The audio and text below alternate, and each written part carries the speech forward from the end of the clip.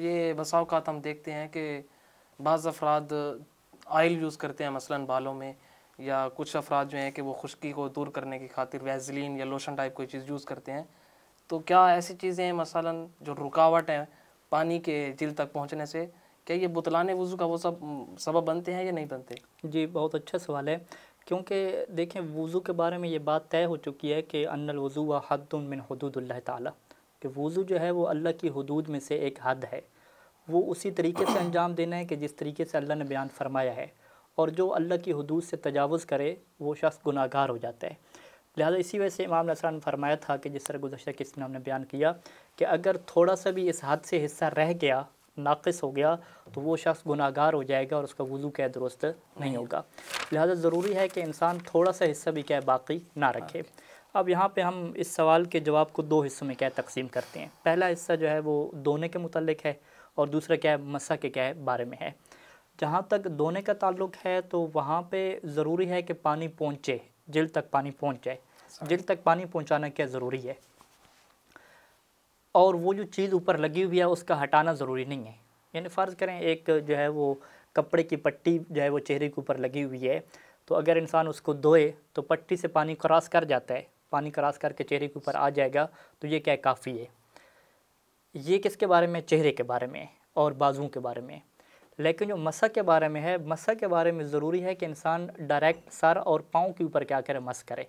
Direct سر اور پاؤں کے اوپر مسح کرنے کا کیا مطلب ہے کہ اگر وہاں پہ کوئی پٹی لگی بھی ہوئی ہے باریک قسم کی کپڑے کی، تو اگر انسان اس کے اوپر مسح کرتا ہے گیلے ہاتھ سے، تو اگرچہ پانی پہنچ رہا ہے، جلد تک پانی پہنچ رہا ہے، لیکن پھر بھی یہ کیا کافی نہیں ہے. تو لہٰذا دونوں میں کیا فرق ہو گیا کہ اگر مسح کی آپ بات کرتے ہیں تو مسح میں ضروری ہے کہ وہ ڈائریکٹ ہونا چاہیے سر کے اوپر، وہ ڈائریکٹ پاؤں کے اوپر ہونا چاہیے. چونکہ فقہاء نے روایات سے یہی سمجھا ہے کہ جب اللہ نے کہا کہ سر کا مسح کرو، پاؤں کا مسح کرو، تو مسح میں کیا ہوتا ہے کہ وہ جو آپ کا ماسح ہے، وہ جو ہاتھ ہے، وہ ڈائریکٹ اس پاؤں کے اوپر لگنا چاہیے. اگر وہ پاؤں کے اوپر نہیں لگ رہا، پاؤں کی پٹی کے اوپر لگ رہا ہے، اگرچہ جو ہے وہ رطوبت نیچے تک پہنچ رہی ہے، تو یہ کیا ہے کافی نہیں ہوگا. لیکن دھونے میں ایسا نہیں ہے. دھونے میں کیا ہے؟ چہرے کا دھل جانا ہے. اب وہ جو دھلنا ہے وہ چاہے پٹی ہو، پٹی سے اگر پانی کراس کر رہا ہے وہ دھل رہا ہے، تو یہ کیا ہے کافی ہے. اب یہاں پہ یہ بحث ہوتی ہے کہ کیا جو چکناہٹ ہے، آئل ہو گیا، کریم ہو گئی، کیا یہ وضو میں پانی پہنچنے سے رکاوٹ بنتا ہے یا رکاوٹ نہیں بنتا. یہ جو رکاوٹ بننا اور نہ بننا ہے، یہ بیسیکل کوئی فقہی اور شرعی سوال نہیں ہے. یہ ایک عام طور پہ معاشرے کی اپنی بات ہے کہ وہ خود تحقیق کریں کہ آیا یہ چیز رکاوٹ بنتی ہے یا رکاوٹ نہیں بنتی. یعنی یہ آپ کسی مولانا سے پوچھیں گے یا فقیہ سے پوچھیں گے تو وہ کہے گا کہ نہیں، ہم اس میں کچھ نہیں کہہ سکتے. آپ خود کیا تحقیق کریں، آپ کو جو سمجھ ہے اسی کا آپ کیا ہیں مکلف ہیں. اور اسے ہم اپنی فقہی اصطلاح میں کہتے ہیں کہ یہ موضوع خارجی ہے. موضوع خارجی کے بارے میں تشخیص کرنا اور اس کی پہچان کروانا یہ فقیہ کا کام نہیں ہوتا. اسی طریقے سے جو بھی فقیہ ہوتا ہے اس کا کام حکم شرعی کو بیان کرنا ہوتا ہے.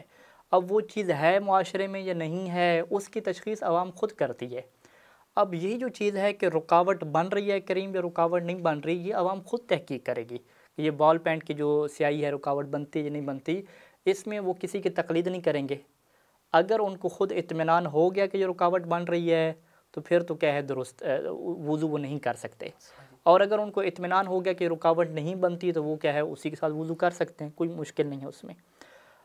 اور فرض کریں کہ اگر شک والی صورت پیدا ہوگی کہ شک ہے کہ پتہ نہیں یہ رکاوٹ بنتی ہے رکاوٹ نہیں بنتی، اگر شک والی صورت حال ہے تو پھر چہرے میں ان کو یہ یقین حاصل کرنا ضروری ہوگا، چہرے اور بازو کے مسئلے میں، کہ پانی پہنچا ہے.